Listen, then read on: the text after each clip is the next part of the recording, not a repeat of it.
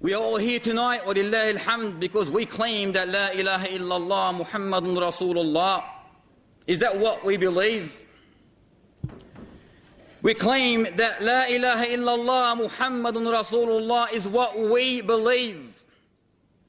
Nevertheless, for a lot of people, this is a belief that has dropped its luggage and sat on the tongue and did not move on to penetrate the greatest morsel of your body, the heart.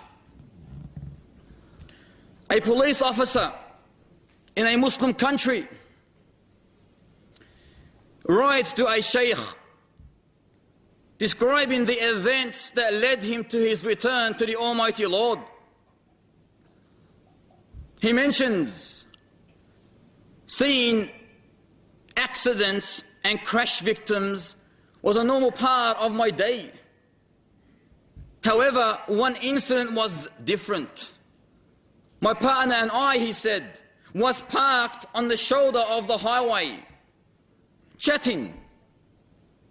Everything calm, peaceful, quiet. When suddenly the scene shattered to the hideous sound of metal bodies becoming one. We threw our heads behind, he said. A head-on collision. The result of a vehicle slipping into the lane of the oncoming traffic. You could not describe the carnage. Two young men sprawled in the first car. We gently removed them to the side of the road and quickly went back to the second car to assist the driver. However, he was dead. So we ran back to the two young men laying side by side on the pavement. My partner began saying to them, "Say La ilaha illallah," seeing them in that crucial, critical condition, on the verge, on the brink of death. Say La ilaha illallah. فإن الله حرم على النار من قال لا إله إلا الله يبتغي بذلك وجه الله. For indeed the Almighty Lord has forbidden for hellfire anyone that testifies La ilaha illallah, seeking thereby nothing except the countenance, the face, the pleasure of the Almighty Lord. These two young men, were they able to utter this testification of faith, this golden word, this word of salvation, of successfulness, the key to paradise? Were they able to utter this? No. Instead, they uttered. They began humming the hypnotic lyrics of some satanic song. Instead, they started singing some evil satanic song. The officer said, "I have never seen anyone die in such, or dying in such a satanic way. I was terrified." However, my partner, he mentions, repeated the instructions, "Say La ilaha illallah." He did not give up. Wallahi, if these two young men said La ilaha illallah throughout their life, with the application of La ilaha illallah, it would have been easy for them to say La ilaha illallah. But when there's no prayer, no fasting, no pilgrimage, no La ilaha illallah in reality in their life, how are they going to say La ilaha illallah when they're on the brink of death? You can never ever succeed. So he repeated the instructions, say La ilaha illallah, but to no avail. The hum became a slow silence. The first one dropped, then the second one dropped, both did. The last thing they uttered, the last thing they whispered, the last breath they breathed was the breath of Satan. The police officer and his partner in a state of silence, could not believe it. Carried the corpse to the nearest hospital. No, brothers and sisters, any person, every person who is used to committing sin, thus not repenting from that evil sin, Satan will seize his heart. He will overpower his heart.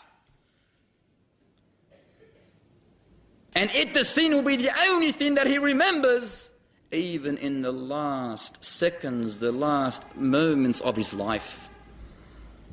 So when his family, his relatives, when his friends come to induce him with the testification of faith, so it can be the last word before he dies, the sin will overpower him and he will say nothing except that which he used to commit of sin in the life of this world. You know, Satan, at the moment of death, this is his final chance to destroy man.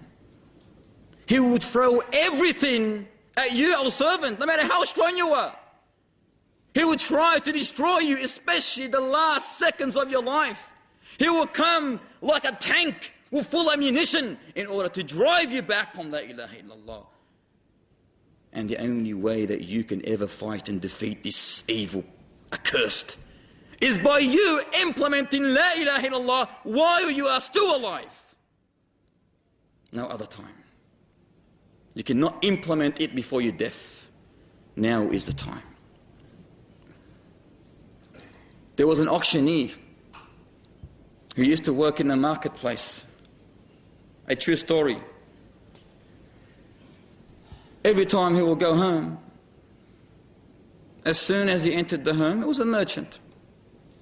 He will have his dinner, barely speak to anyone, straight in his room, 30, 40, 50. The next day, straight in the morning, no prayer, no nothing, straight to his merchandise, his trade, that's his life. He'll come home in the afternoon, he has his dinner, into his room, does not spend time with his family, does not spend time at all utilizing his life in the Islamic way. 30, 40, 50. Every single night, 30, 40, 50. He's in love with money. Death came to him naturally. He's going to die. He cannot live forever. That 30, 40, 50 is going to end one day. So death came to him. And his sons were righteous. They said, Ya Abi, Ya Waladi, Ya Waladi, say La ilaha illallah. Say La ilaha illallah. What did he say? 30, 40, 50. It's an authentic narration. It happened in Saudi Arabia. Instead of saying La ilaha illallah, he uttered 30, 40, 50. And thus he died on 30, 40, 50. وَلَا حَوْلَ وَلَا قُوَّةَ إِلَّا بِاللَّهِ.